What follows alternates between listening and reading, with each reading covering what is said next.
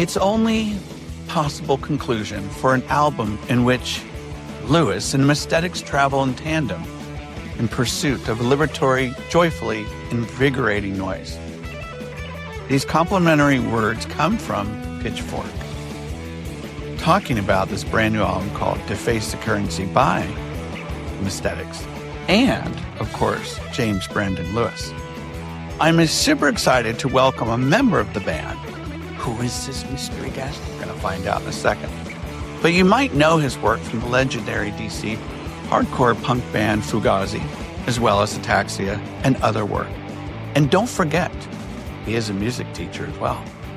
In this conversation, we're going to explore this gentleman's unique playing style, creative process, along with band dynamics, gear talk, and of course, this magnificent brand new album. Let us bring in the mystery guest. Hello, and could you tell us who you are and what you do in the band? My name is Joe Lally, and I am a bass player in the band The Messthetics. Joe, nice to see you again. Thank you for coming back to the Surprise Cast studio. I appreciate it. I'm happy to be here. So I want to kick off this conversation with this simple yet hard question.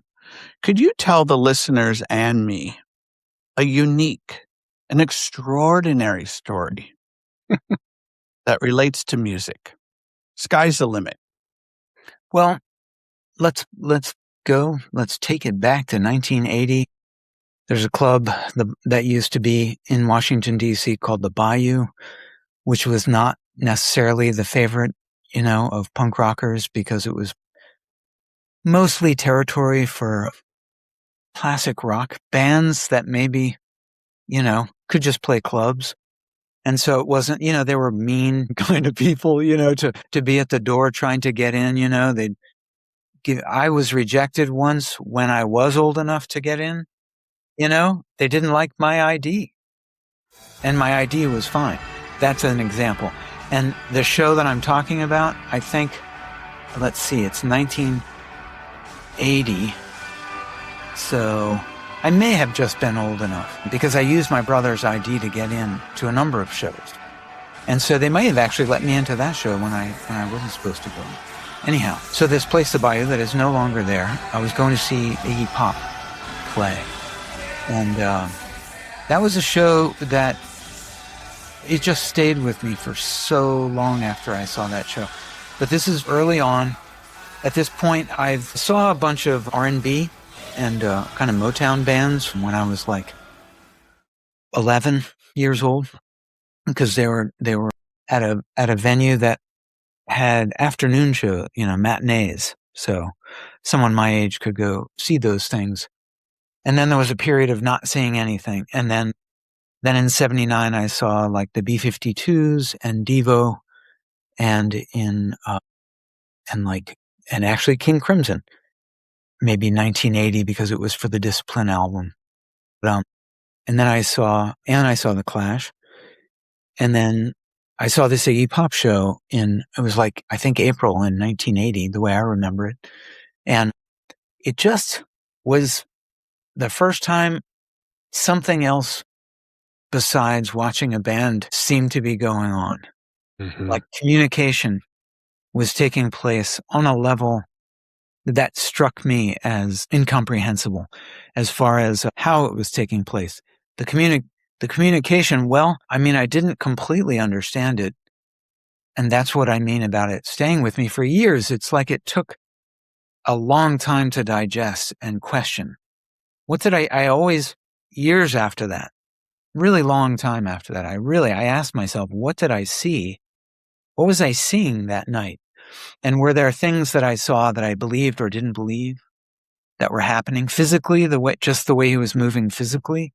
Yeah. Just seemed to defy like reason and things. And I think maybe it was the first time I was aware of how sort of magical the music thing is, that you can't quite comprehend what it is and someone can do. I think it was the first time it struck me as like what I can look back and say was a shamanistic sort of experience where someone was speaking to you and everyone else on a level that really brings people back into seeing this person and trying to just be present for them, and receive what you can.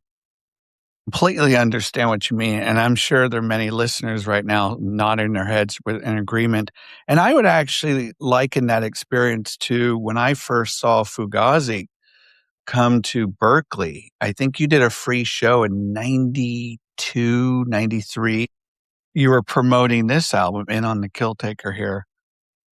But I remember leaving that show with my friend George, and we were just so gobsmacked. And I'd never experienced anything like that before, where obviously you had this thunderous sound, but the community, there was such a glue that held everyone together. And yeah, and for months on end, I'm like, what the hell did I just experience? It was very indelible. So That was outside, wasn't it? it was outside, yes. Yeah, yeah. So yeah, I love hearing that those kind of stories. Obviously, something many of us could relate to. Okay, so thank you for that. The way this interview is going to be done is kind of like in a vinyl format. So each part of the conversation will be we're moving to the next groove, the next track, and that will be the next topic, if you will. So this first topic is about playing and style, but I've got a quote for you, and it's by a gentleman by the name of Bootsy Collins. Familiar with Bootsy? Sure. Okay. Quote is this: "The bass is the link between the harmonic and rhythmic foundation." Speak to that, please. Well, definitely, you're working with the melody like any of the other instruments that might be involved, but you are the other part of the rhythm section. You are completely locked into communicating as an appendage to the drummer. I really feel, I have a great drummer in here because anything I start to play, I can hear the drummer interacting with. So I can't always tell somebody how I'm hearing that thing, but it's just kind of automatically always there. And it allows for the particular thing that I write or deliver to show up the way that it does. I often don't play the one, or I play before the one. And I introduce a bit like, for example, and the same. Ba-da-da-da. That's probably the one. Okay. So 1, 2, 3, 4. So, my fourth note is everyone else's one. Yes. But I'd rather just not talk about that. And so everyone I'm playing with, I'm just like, someone said it before me, but it's all ones. Mm. It's just hearing them come down at the same time is going to help. But let's just find out how we come in together. That song was so much that way for me that when Brendan probably asked me that question, I do remember saying either start playing in that kind of beat, that kind of rhythm, or just let me start playing it, because I did not hear it from what would be known as the one. And of course, that is the language of Bootsy Collins, which comes from James Brown, which is like everything's on the one, right? And it's the world of the one, which I understand is a whole other thing. And honestly, if you just got up and, jammed with me with that's kind of my default is to be funk. The language of funk is kind of my default to interact with music. I can't help it. I guess it's probably the earliest thing that really stuck with me, like James Brown. And is that why you chose the bass? I'm sure. Well, it's because I only listened really when I seriously started. I listened to some things, the radio, and like, oh, that song, and I may have bought like a single or something. But it really became serious listening to my neighbors. It's really his older brother's collection. He had 3 older brothers. He was, my friend was my age. And so we'd go over, and there was just a very open, because they were all boys, the kids in the family, and everyone's into music. The basement room was a pool table, and then where you would hang tools on a pegboard was wires coming out, but holding, next to the pool table. So it was kind of like this. It was just unbelievable because hanging were like James Brown singles. So we're listening to James Brown. I just can't even describe what that was like. That was just such a wonderful world to be in that I think, I don't know if I ever really wanted to leave that world. So, makes the rest of life difficult to navigate because you can't live in a song, but, I'm doing my best. But it's really, James, it was really like Otis Redding, Try a Little Tenderness from Live at Monterey. That flip side was Hendrix, but we only knew Hendrix as like, oh my God, this person, but they were into drugs. So we just didn't understand, it's like I just didn't go there. It was, and it was obviously something different than straight up funk and soul. So I started out with, Otis Redding and James Brown and that stuff and the Ohio Players and Sly and the Family Stone. And, Larry Graham became like a local hero because of a show that Sly didn't play and Graham Central Station did. They opened a show and Sly wouldn't come out. So they just kept playing and they played supposedly just everything they knew, like any Sly songs, all the shit that they could possibly play. They just carried the night for what was like, a sold out arena show. That was the arena outside of DC. That was the thing. That was the big place to see a show. So it was kind of a major accomplishment. And then, we were listening to all that music on AM radio, WOL, and that, buying Grand Central Station records was a big deal. And I went through all of this story to say that on the Graham Central Station records, it said Larry Graham, lead bass. So there's something that goes way back to being 10 or 11 years old where I'm already looking at the instrument involved in the music in a different way. And things change over time, but nevertheless, that's where everything forms for me. I just tell them if it ain't right. Oh, well, it sure don't mean that now I can't. 'Cause I just don't believe it's fair to judge a man by the length of his hair.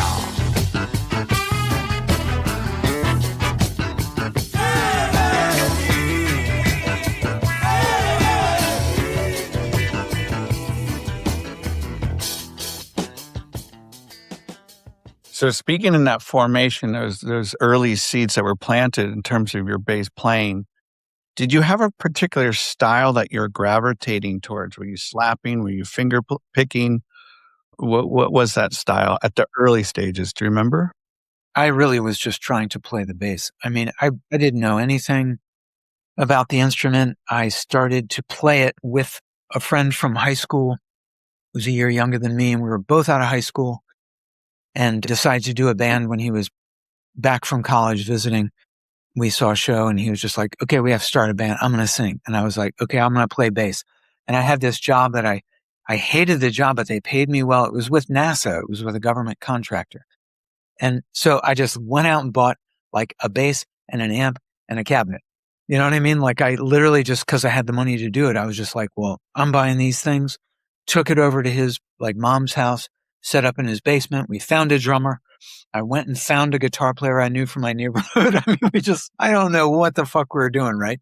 And we just started playing songs. But that's how I learned to play, was literally writing songs with Peter and that band. Like someone who wouldn't come to practice or why the band couldn't keep playing was like very confusing to me. I was like, how are you interested in doing anything other than this stupid band that, I think is my life, And so we did 2 bands that way.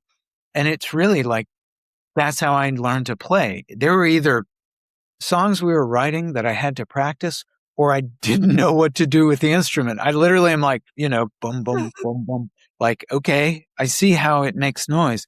And then I would try to write some riffs that I wouldn't, like very much or be very, taken by or anything. But I didn't realize it. You just keep doing it and doing it and doing it and you'll be fine, Yeah.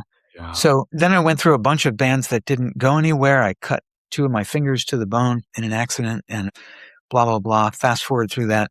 But I just kind of didn't know what I'd be doing with the bass. And then I had an opportunity to be a roadie for a band. And so I left the job with NASA because I was like, well, I was still taking drugs quite a bit. That was kind of another big interest of mine because that's what you did in my neighborhood. And if he didn't have like any sense, I guess. And so I just go on tour with this band, literally to just go, I knew a guy, guitar player in the band. I was just like, man, you gotta please talk to them. And he was like, I'll ask them, man, cause you should come with us. And I was like, and he had a government job and he was like, I hated my government job. You got to get away from that. Cause I knew that like, that's what was killing me, is just this sort of straight life, because they kept giving me more money. I would have, that was 1980. That was 1982. I mean, I would have 20 years later, I would have gotten like a pension or whatever from that job years ago. And I could have gone to school to learn to program like for free, to program computer. I mean, in 1982, like I could have carried that with the rest of my life, but I just did not care about all that shit. So anyway, I got away from the drugs because I became a roadie, and I was in that band. I may have just been a roadie, but for me, I set up that drummer's drum set like that close to the way he wanted. You know what I mean? I was doing what I thought was important, and that's what changed everything, right? What's that? Because you loved that job. Yeah, I mean, exactly, because it was music, and I was going to be a part of this band. This band was going to need me. That's the way I felt. But they came home and they did like 2 more shows, and then they broke up.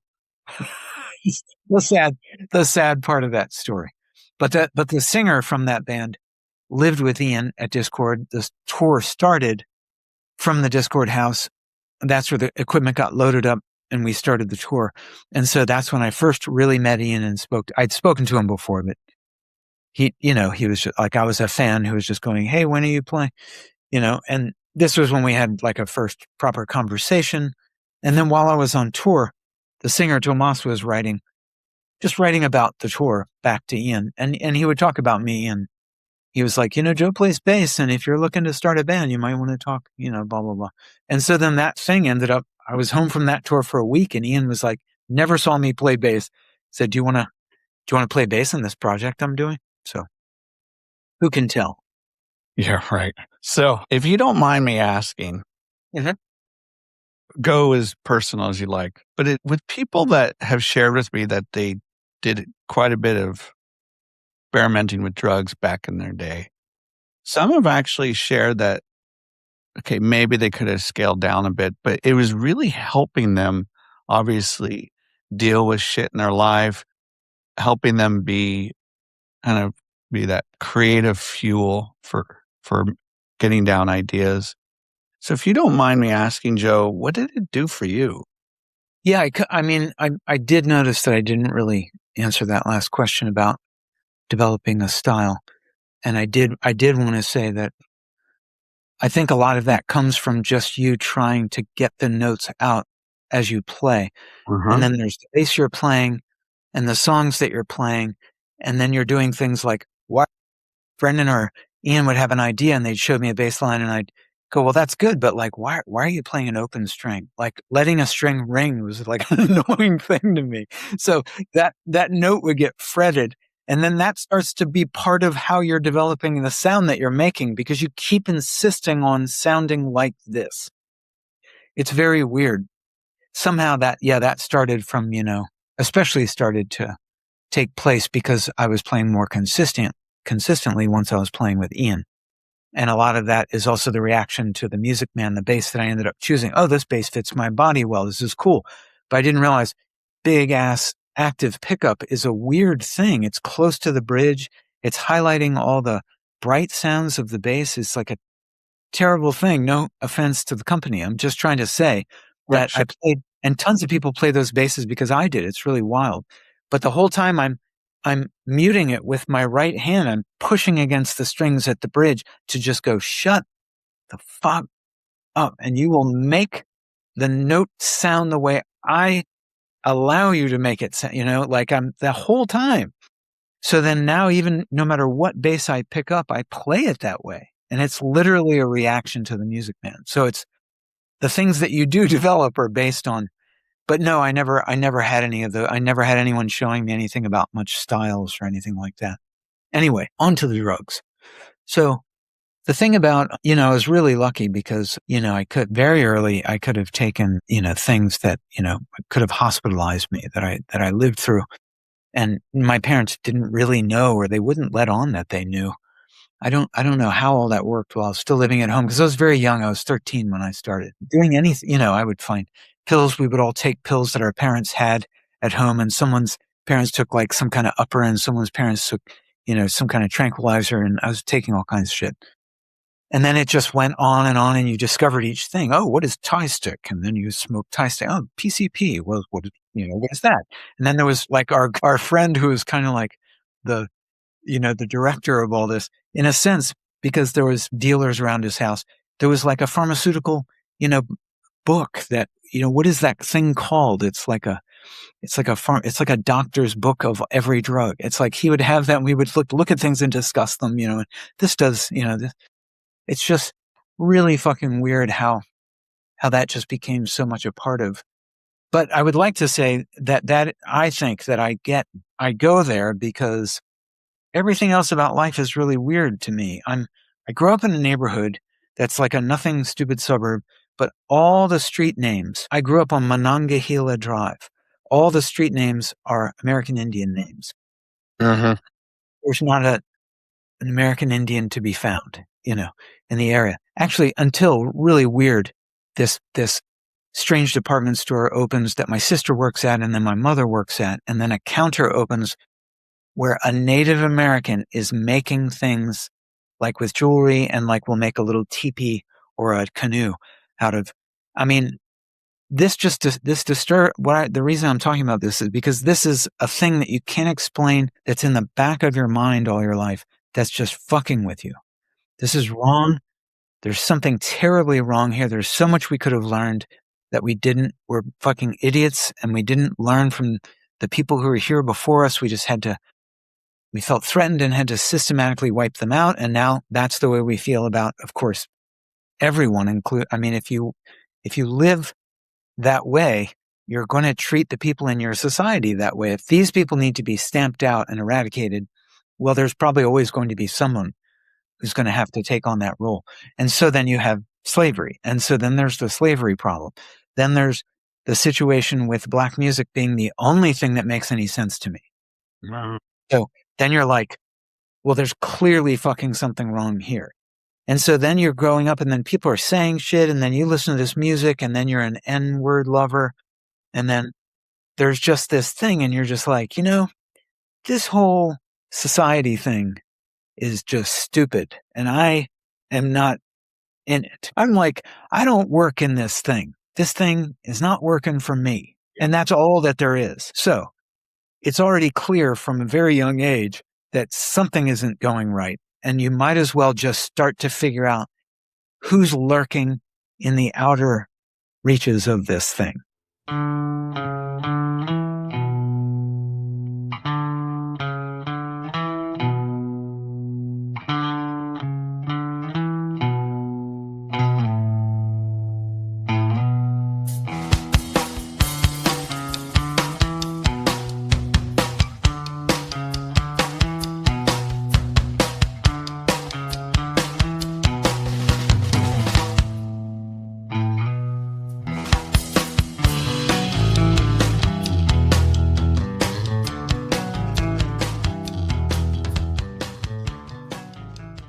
Yeah, middle finger, the man.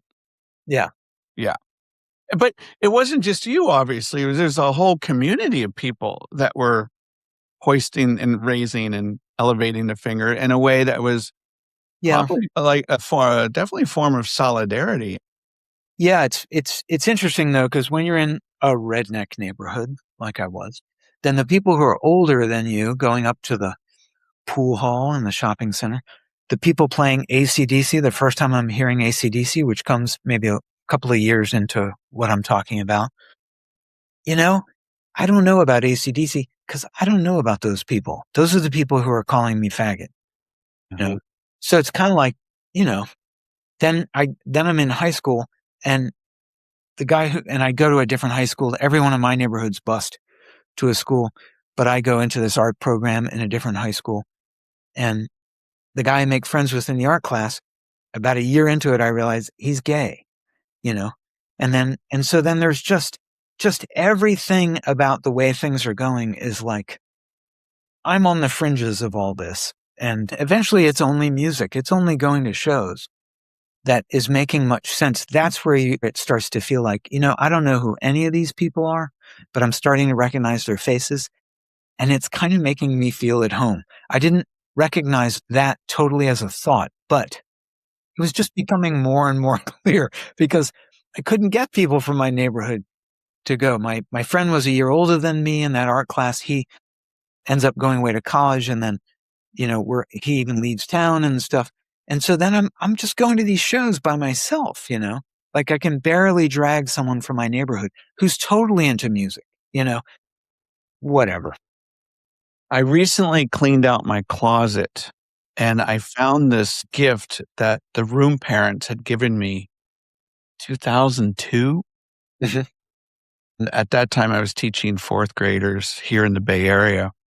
And it was a beautiful photo album that the students had put together, and they put like favorite moments of the year with their picture and all this stuff, their nicknames I'd give them. Yes. And I was holding that album with great pride. And yes, of course, I looked younger and had some memories like, oh my God, that was only my second year of teaching. I didn't know what the fuck I was doing. But in the rearview mirror, it was still a time period that was so important to me because I really started to push the envelope and started teaching. So here's my question. In terms of looking back in that rearview mirror, right now I'm holding up Repeater. I know people can't see this because it's an audio podcast. But what do you see? What do you feel? What comes back to your memory? That's the first LP of the band, the first full-length album of the band.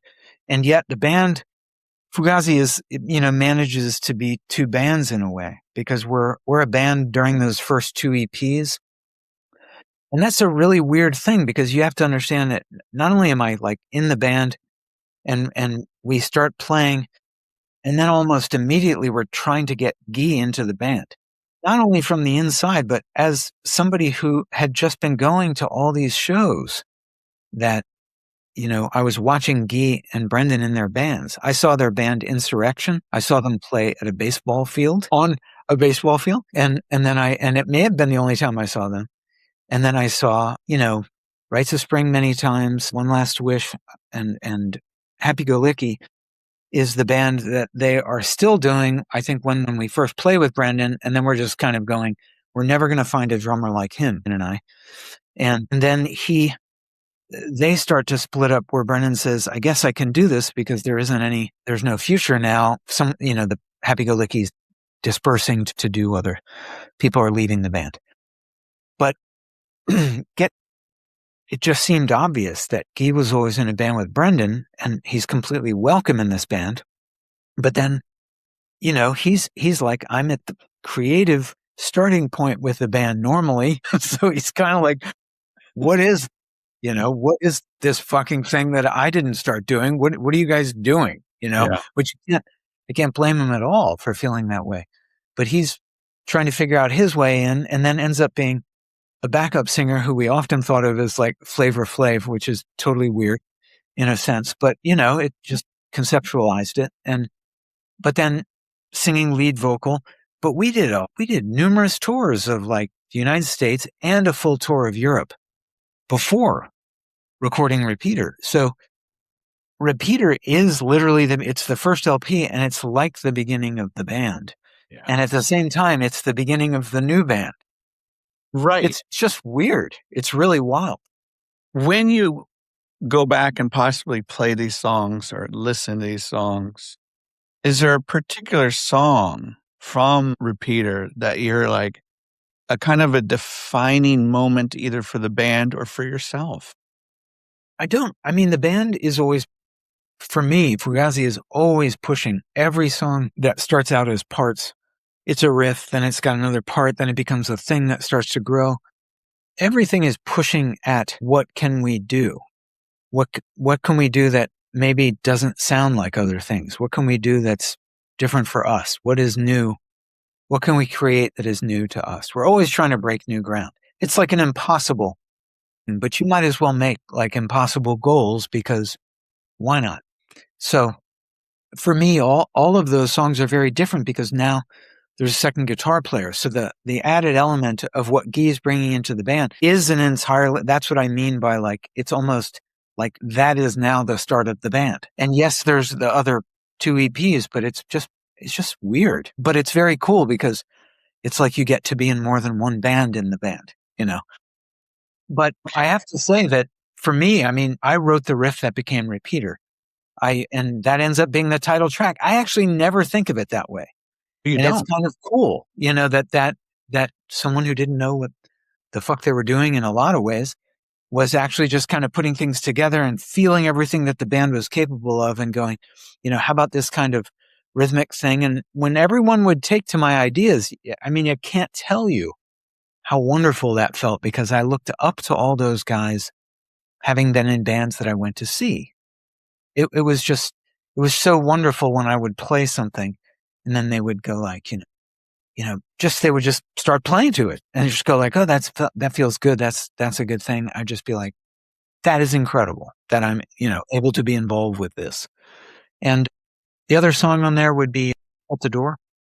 That would be another one I initiated, but there's probably just more stuff that I'm not thinking about. But Ian's writing bass lines, Turnover, there's just all kinds. Everybody has input in that band, and you can start playing things, and then everyone's discussing how a piece works, and then go, maybe the guitar part is the bass line, and then maybe that bass line's the guitar line.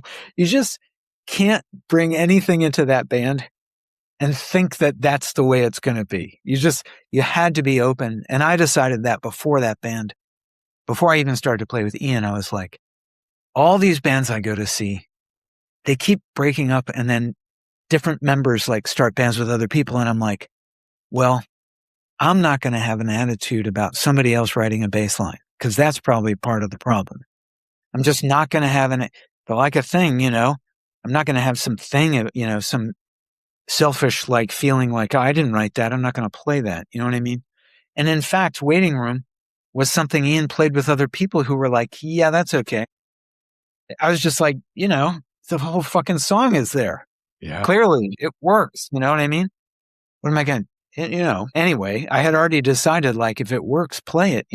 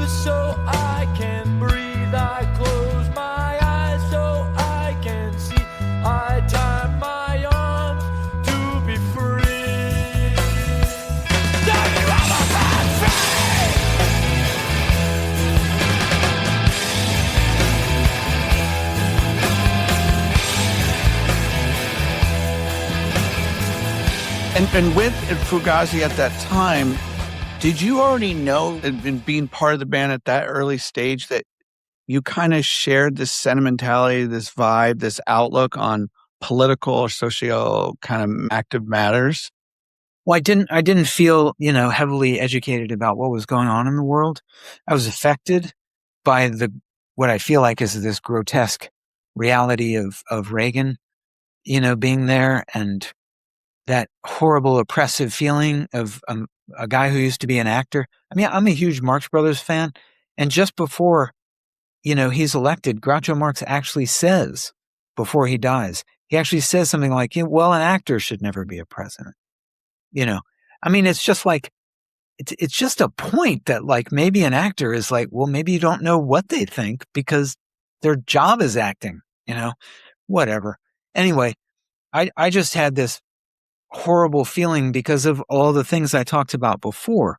You could just tell that these people are not people who support people of other races, just outsider thinking, just any of this, this was super oppressive. And I don't think I realized at the time how much looking at a lot of anything on the news had a heavy effect on me, even though I wouldn't try to understand it better or read about it. It really, really bothered me and drove me deeper into my, I know what this will make me feel like. Let's smoke some more. Let's try smoking Quaalude, So it's just weird, but that's where I was at. So all of that mentality about like, about being in the same place politically. Well, and on some level I was, for sure. It's just that I wasn't very educated about it. But the things to do politically as a band, I was totally behind because I was in elementary school and junior high school. Like before I'm with those guys I'm doing art.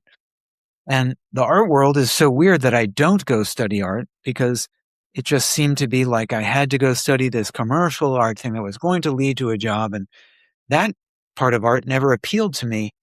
And nor did fine arts to the degree of like, this piece is worth $3 million. Like that doesn't appeal to me. And so to me, this all goes back to, well, that's nice if you live in that world, and it's kind of, I guess I've always thought about us all actually living in the same world. Because we fucking are. I'm sure there are people sitting here thinking, Joe, and myself included, like, maybe the word that comes to mind is anti-establishment, whatever, iconoclast, or whatever you want to call it. But at that time when Fugazi was really starting to take off, I bet there were corporations throwing some cash at you going, hey, come over here. So was there a war there? That took a little more time, I think, than is understood. That was a while. I don't know what it was where that showed up. There was some time before or after Repeater.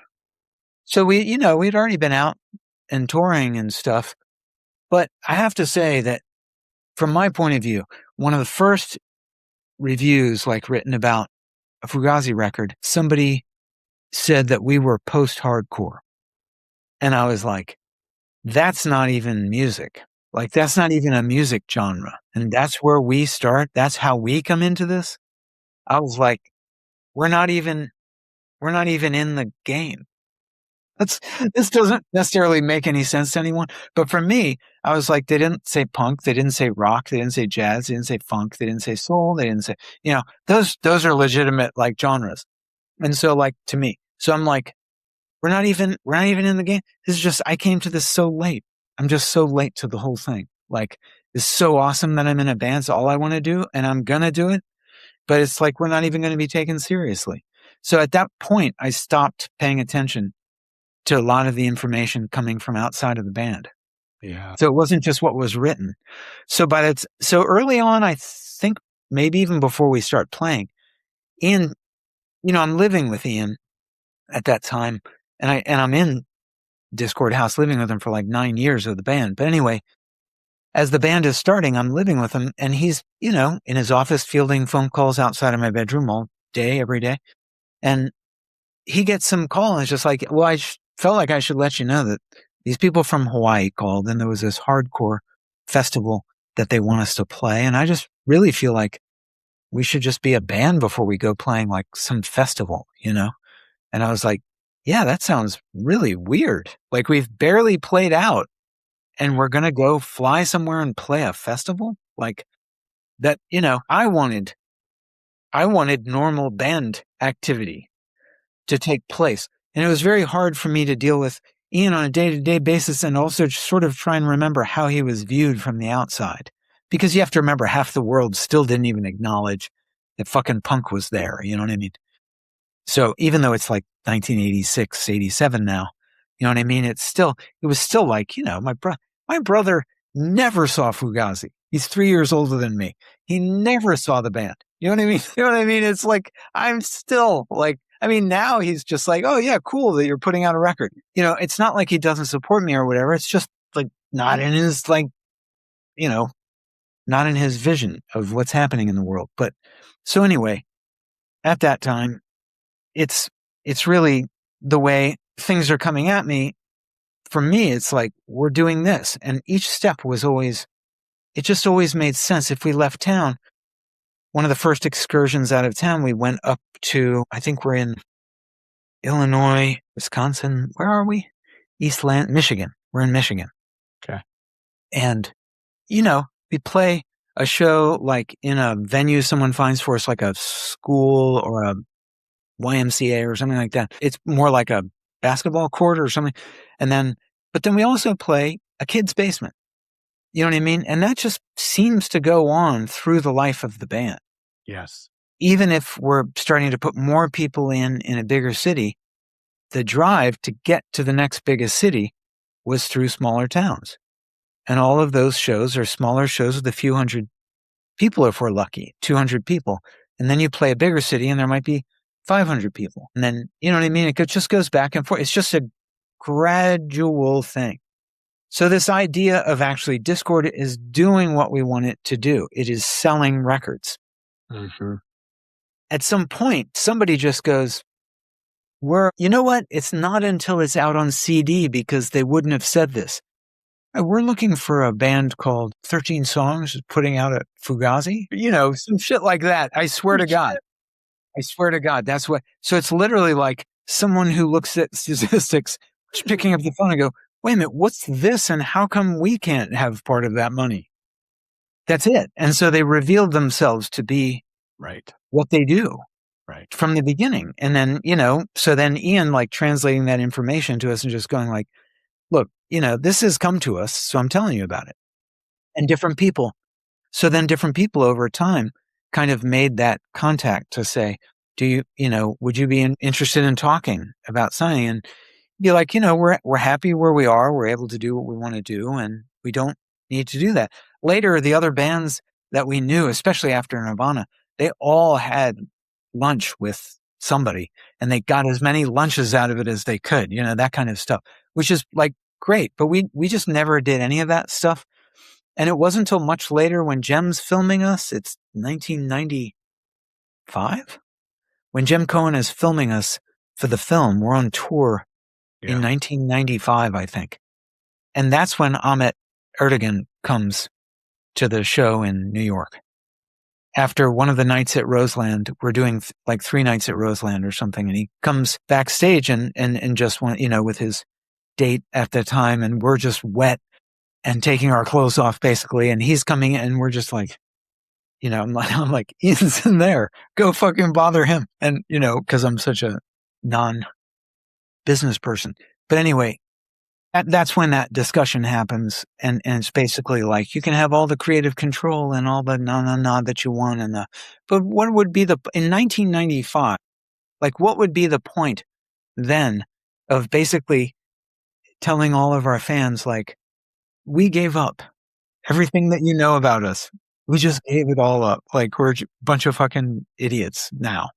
And what is that even, you know, why would that make any sense? So it just never really became an issue. It's nothing I ever thought would have helped at all, because you have to understand that the 4 of us were just enough to deal with. Mm. If you sit at a table with the 4 people in the band, And you have to be one of us to do that, because then you're talking about band stuff. It's just for the four of us to decide, and that's like enough. But it made us like that. Yeah. And nothing really could penetrate that at all. Nothing could come near us. We just deflected it all. Whether you want to say it's to our detriment or to our, benefit, that's the way we operated. And it made sense. And I don't regret any of it. So it's fine with me. I'm loving these stories, by the way. I want to throw another quote at you. This is by Charles Mingus. This is what he says. Making the simple complicated is commonplace. Making the complicated simple, awesomely simple, that's creativity. So speak to us about that simplicity, that awesomeness, that creativity. When it came to this album, if you like, believe, and on the Kill Taker, one of my favorites. So anything you want to share about that in terms of... Well, I have to say the quote, that's a great quote, but somehow that came to me before I picked up the bass, because the music that was pointing me in the direction of the bass. Because like I said, all of that thing about the rhythm section was in me for a good 9 years before I pick up the bass at 19 and start trying to write music. But I believe that I can do it because listening to Public Image, listening to the way Jah Wobble is playing on the first 2 records, I'm like, that, you have to understand, like, the Sex Pistols are still new to me. And then you go, this record came out a year after the Sex Pistols breakup. And that's when I thought, like, oh my God, whatever you do, you have to then do a thing that is fucking like so good that's next, like what on earth is going on? This is so wild. But anyway, that music, I totally related to soul and funk and R&B. Now, I couldn't have written it out on paper for you, but it made total sense to me. Whereas funk, everything's on the one, meaning if you do that together, you can literally almost do anything. And it really does mean that you can improvise. So you can go, ba digga dum da da ba da da da ding da da ba bum da da dum ba da ba ding da da da ba. Like how whatever you say inside every phrase can be different. Now that didn't occur to me that that's actually what was going on then. And it's all like continuously evolving and moving forward. Whereas the wobble line is exactly the opposite. Just going to play this. And then everyone else is going to go like, yeah, but don't worry, because we're going to make it sound like something else. And then they create a thing that sounds like the verse. And then they create a thing that sounds like the chorus. And then they do a bridge that takes you back to the verse. And it's like, he has not changed his bass line. And I'm like, that is the coolest music on earth, So that oddly, that's the way it came to me. Is in some sense simplification. I didn't actually, know it was so awesome or whatever. Just that's what made sense to me. And so I developed over time. My writing is really that way. It has space. That's why I go like 1. Yes. That's why I don't like enter necessarily, because I'm automatically thinking about space. But anyway. So with regards to space in this album and on the Kill Taker, I don't know when the last time you listened to it. No, I'd say when you asked me that question, that the song that came to mind about thinking about things that way is you just wouldn't have a song like Sweet and Low, which I didn't title, by the way. Our sound man titled that. But that was the first time I actually thought about singing on a song, but there was no way I was going to suddenly come up with lyrics. For a song like that to work, I mean, it is believing that, like, it's a feeling. It doesn't matter that I'm not playing all that much, because I'm not playing anything all that complicated. I'm not playing anything that is the most amazing melody or anything. It's just that I know the feeling that the band can make as a band. Yeah. And so I know if I do this thing, that actually has this amount of space to it. And I don't know how else to describe that, but I'm not trying to fill in the space. No, da da da da da da da da da da da. That's not like even saying all that much.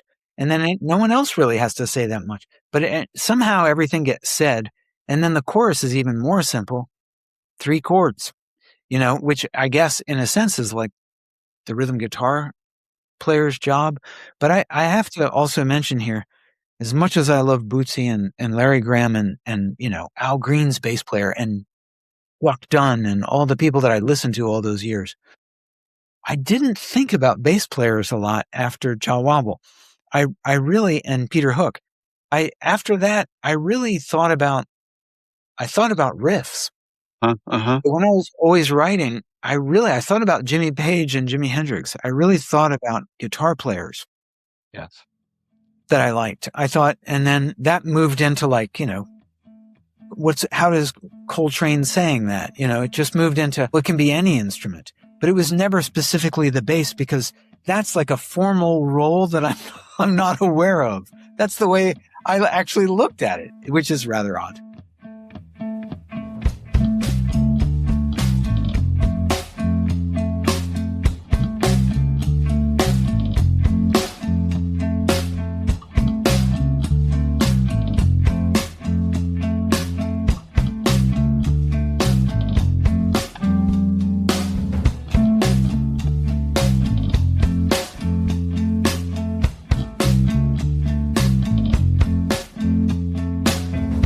Okay, so, and in terms, one last question with this regards to this album. When you listen to it, do you understand where were you at consciously as a bassist? Does it feel fresh to your ears? Does it feel like, you know what? I'm fucking proud of that work that I did on that album. Yeah, I mean, I don't actually come up with that sentence, but I am happy about the work we've done together, and I stand by it, and I always do, but it's very weird to be in a band like that because it's always moving forward. So it was always the last record. Yeah. That was the most interesting thing that you've done is the last record. And then you move on to the next record and try to, even though, we were always playing all that music, we had to practice it all before we went on tour because we could play any of those songs at any moment on stage because there was no set list, et cetera, et cetera. So it's not like we left songs behind. There was just songs that we never really did play. And that's just a couple. It's weird. It's hard to. Sure. I just always move forward from it. But each album is like the best thing we could do at that time. It was always the feeling of that. What do you think of album reviews? Well, it's kind of like what I was saying before. I don't really think too much of them because I think from the beginning I decided they can just completely destroy you or they can, blow your head up or whatever. So why should either one of those things mean anything? If one doesn't, the other can't mean anything either. And you can't be dragged down by bad reviews. I mean, if that's the thing, like I think of music that, like, I don't know if anyone wants to put out or anyone wants to listen to a lot. But I still think like, that's who I am. And maybe I should just like, even if it's just on Bandcamp, that it should just be there for people to listen to because that's why I write it. It's for people to listen to. And I kind of don't care whether people don't get it, or they just look at it and just go like, oh, that sounds. I remember when I did my solo music, there was one thing like, oh, it just sounds like he got a bunch of his friends to play on a record with, which was absolutely true. But it was the way they said it was like, that was an asinine thing to do. I'll tell you right now that when I'm giving lessons, I tell people, don't worry so much about how good someone plays. If you can eat a meal with them or go on a trip with them in the car, it doesn't matter if they're not that good at their instrument. You're probably going to end up making a cool band with them. Yeah. So I think I did know what I was doing, playing music with people I knew that I liked playing music with, that I didn't mind. They were actually, I allowed the direction of the songs in my solo record. I allowed them to the way everyone heard them because I wanted those people because they were my friends. And I did want those people in the way that they play to say something. So however they heard it, that's how that version went down. But if I went out to play it live, I then played it the way I wanted to play it with the people I was with. It was supposed to change. Yeah. It was supposed to be malleable music, but that was the way that I saw it. Shall we talk about the Aesthetics and James Brandon Lewis? You have a new album called Deface the Currency. So 7 tracks, 7 diverse tracks. And in terms of listening to this, it sounds really good. And I was listening to it, as I mentioned earlier, before we hit record, listening to it yesterday in the car. I'm telling all the listeners, if you can get a CD player in your car, get one, because it sounds so fucking good. But congratulations on the album. And I wanted to start this part of the conversation with a quote from Flea. And this is what he says: being a bass player is about listening and locking in. So tell us about listening, locking in when it comes to the work for the Aesthetics and or this new album, Deface the Currency. Yeah, very much so. I mean, to play with people of this caliber of Anthony and James, they're studied musicians who, they didn't just study to be told some way to play or whatever. They had the deepest passion to play music, and then they wanted to know everything they could know about music or whatever, know as much more as they could know, and went and decided to take it on that route. And of course, the first thing you find when you do that, I think I've had both of them say at some point, I've noticed both of them talk about, is that the formalization of the teaching of it is kind of the worst part of it. And you just don't feel like it's making a whole lot of sense about it being a part of that thing you feel you want to do. But anyway, they get through all that and they end up knowing quite a lot. And they do a lot of time playing with people. And the way that music presents itself to playing with various groups of people means that you keep changing the people that you're playing with. Change, which means that idea about the concept being up here no matter what is going on and adapting to what ends up going on. It's just pretty enormous. You're just learning so much from doing that. Anyway, and then those guys had like 10 years of knowing each other before we were playing with Anthony or whatever. And then a while into our band, Anthony's like, hey, I have a friend, that could just get up and join us for a song. And then that happened a few times when we were up in the Brooklyn area where James lives when he was home and we were doing a show. And then that led to him coming in. But already the way I'm making music with Anthony is just such a different world, because it's so cool for Brendan and I to be playing with Anthony, because we could immediately see that, like, oh my God, it's just whatever we can imagine we might aim at, we're going to figure out some way to get there with this guy. But and talking about making the complicated simple, he would say things like when we originally went to do, at the very beginning of the band starts because Anthony was asked to do a solo record, and he was like, I want to do like sort of more of a rock solo record that I've never really like approached that way. Would you guys be the rhythm section? We're like, yes, we will. And so then we start to play, because we had practiced once together and we just really loved it. But his email about that is what got us together again. So we get together again.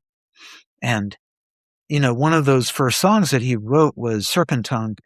And that was introduced as, well, this one is played in this weird time. So it's 5-5-5-6, 5-5-6, 5-5-5-6. So the first thing you think is like, that sounds seriously fucked up, So we're like, well, maybe you better play it, And then it starts to sound like a riff, and it's the feeling that the melody plays itself out when you complete the fourth one.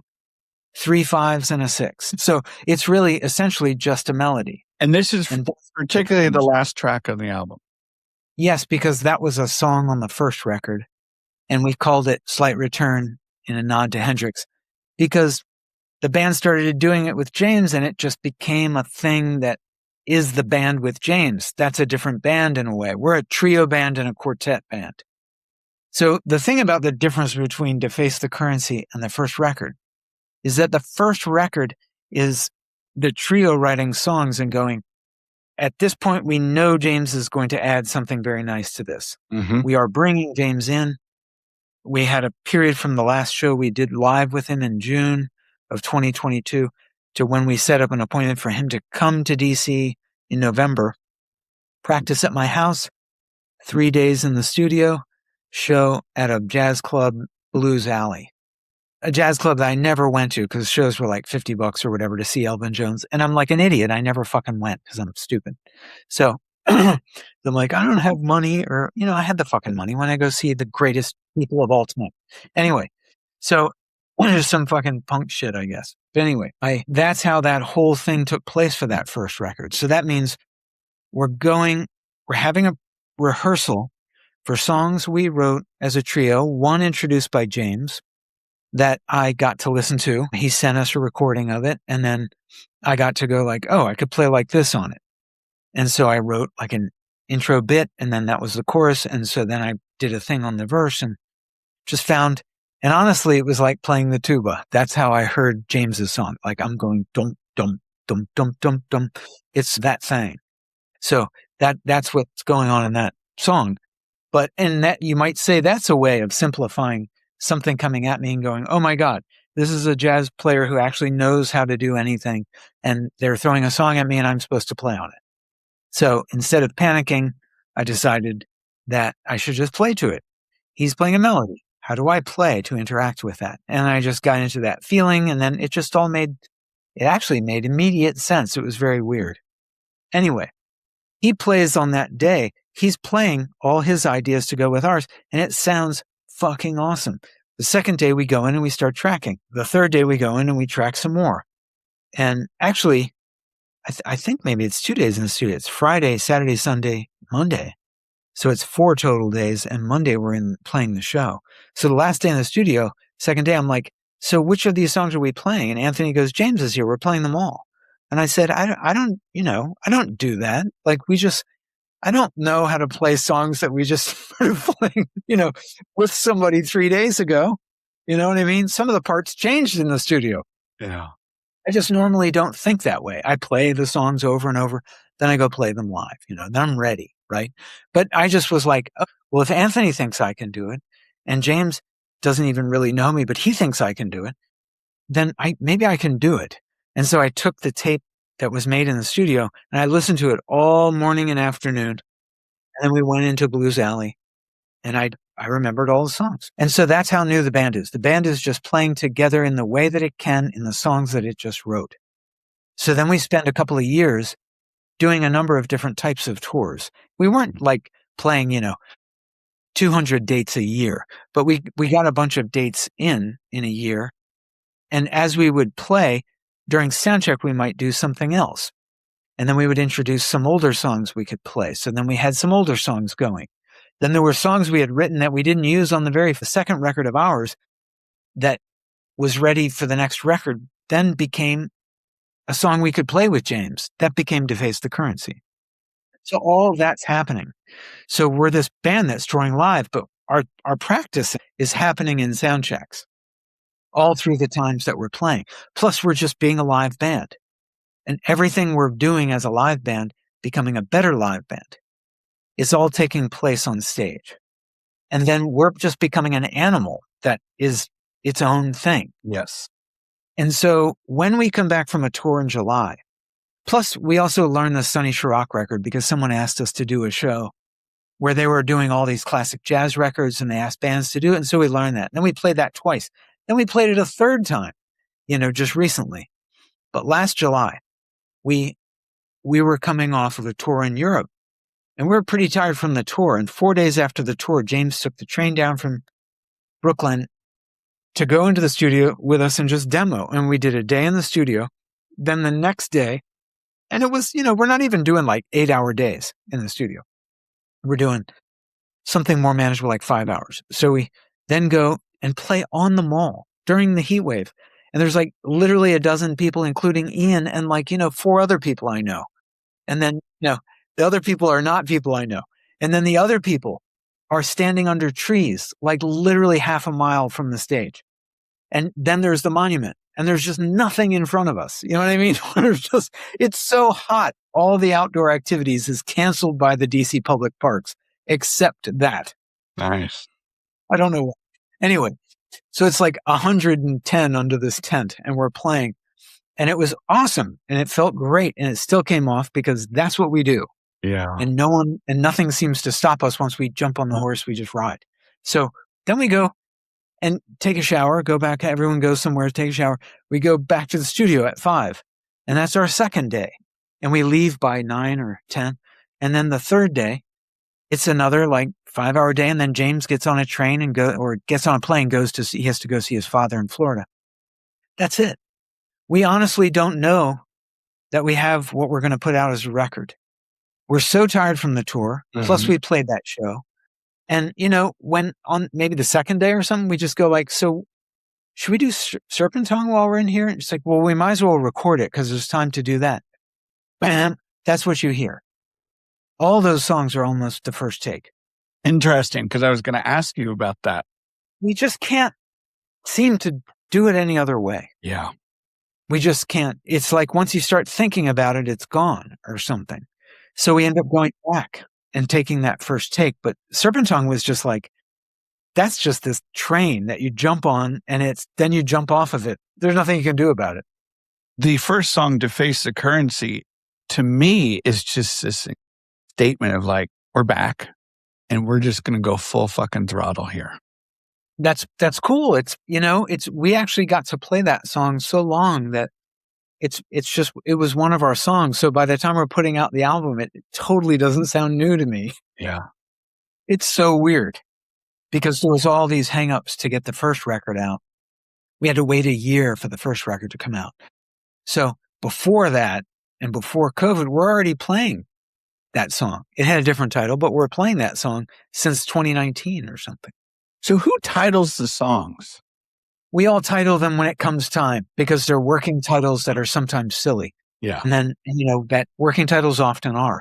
But those, you have to have a title because you can't talk about songs another way. And then the working title sometimes helps push the song into its place. You know what I mean? But then you just start thinking about it. You're just like, well, what's the song saying? And the only thing you get to say, lyrically on an instrumental record is the titles. So it's kind of like, each title has to be something for real to the person. Like James had to title his song. We just, whatever you feel. And so Clutch was his thing. He had to say what he had to say. And we know a band named Clutch. So we're like, okay, cool. But they're really nice people, So we're like, okay, right on. Track number 6, everyone. Well, let's take a listen to Clutch. Okay.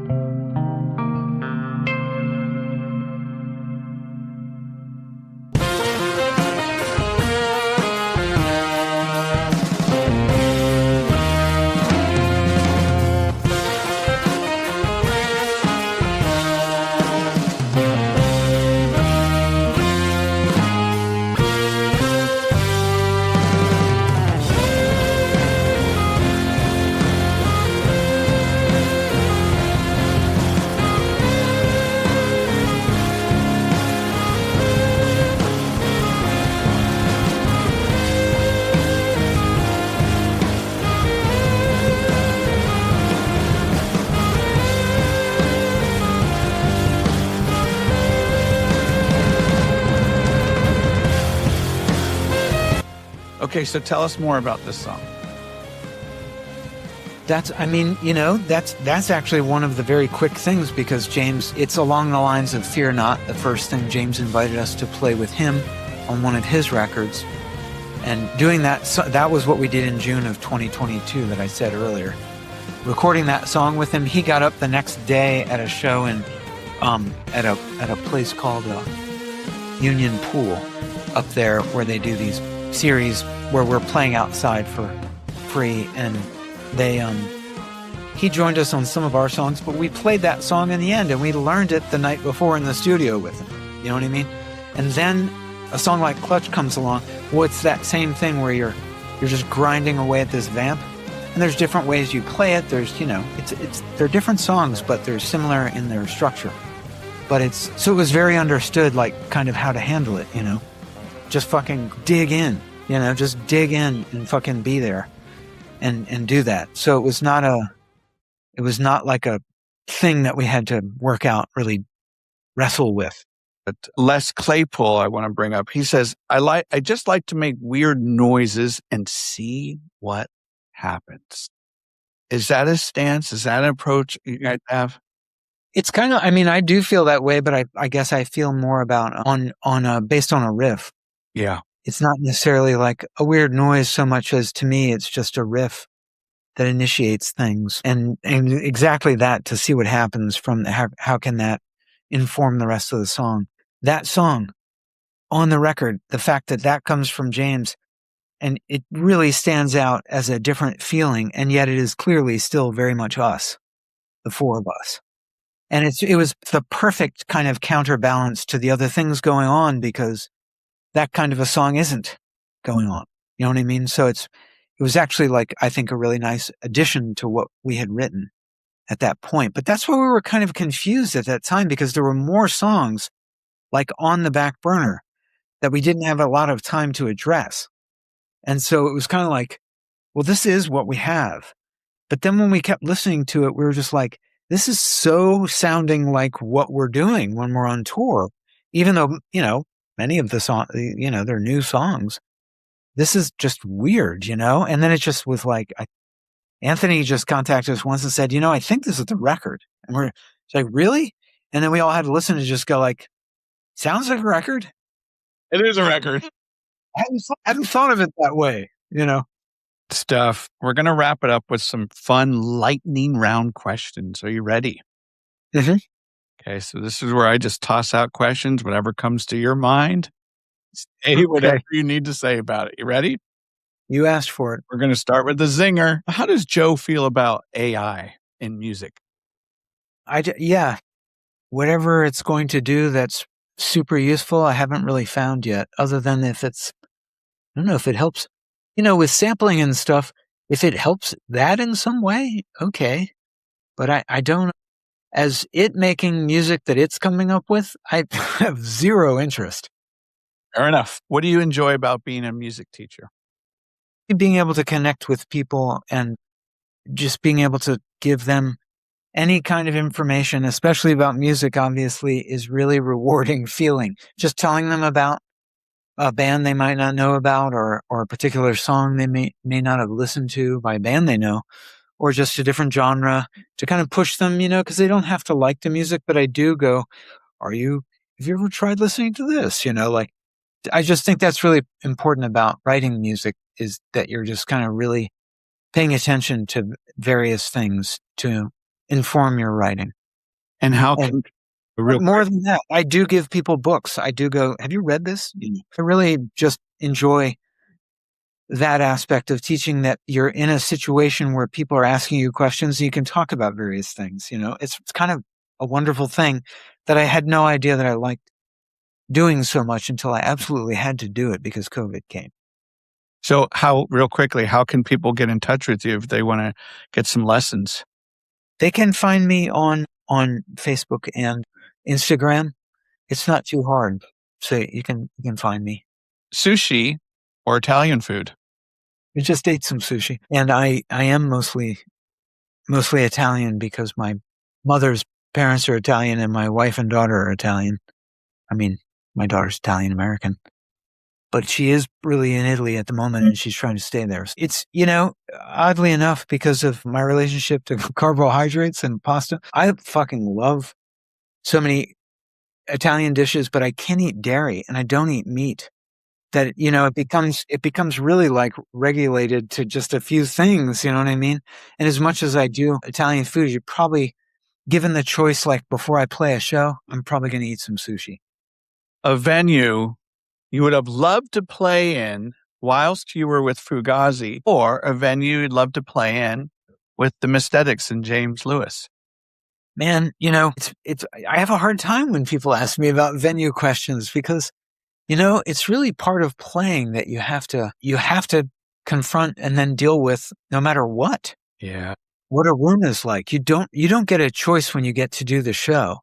And it's kind of like while you're doing the show, I guess, I think what I'm dealing with here is I try not to dwell on how great that venue was. It was so easy to play. What a great venue. Because then you just have to wait to go back to it, right? Like, what are you going to do? Like, God, all these shows suck this year until we get back to that place. That's, you know what I mean? So I think I automatically cut it out of my process. So I'm not actually thinking about those things. So I automatically go, that didn't exist. You know what I mean? Because I have to do the same thing about the shitty show. Sure. When the terrible show happens and I go, oh my God, the bad show is when you're trapped in your body and you're like, you weigh like 300 pounds or something. You know what I mean? You're just like, what is going on? Why are we like, and you're just you, but you're stuck there and the whole audience is looking at you trapped in your body. And it's just a horrible feeling. Tell us about an underrated bassist.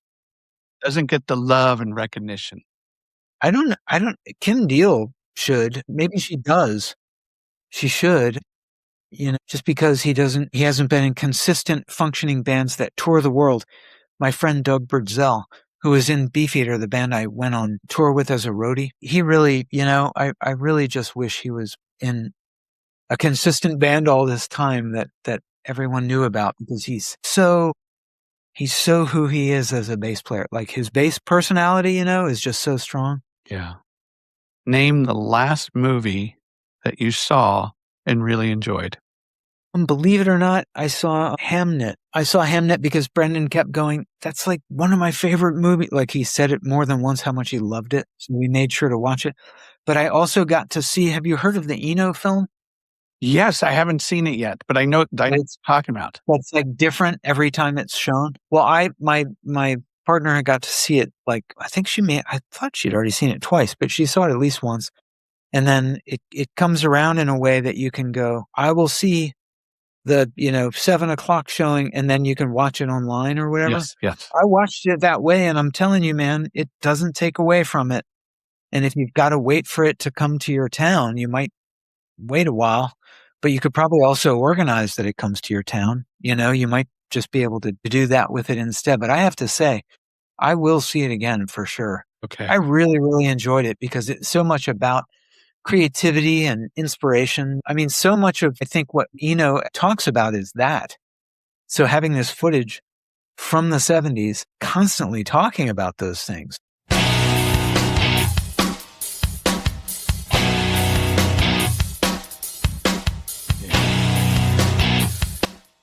Joe, thank you so much for this conversation. I've really enjoyed getting to know you a little bit more, and appreciate you coming back to Surprise Cast and giving us all these little pearls of wisdom and experience and insight and perspective into your past and present. So thank you. It means a lot to me. And congratulations on this new album. Everyone go check it out. Again, it's called Deface the Currency, the Mysthetics and James Brandon Lewis. And as Joe mentioned earlier, you can find it Bandcamp, streaming services. Grab the CD, grab the vinyl, and go see them live. And you can also hop on their website to check out the tour dates. My name is W, host of this podcast feature known as Surprise Cast, and I want everyone to remember this. Great music is all around us. All you have to do is keep them ears open.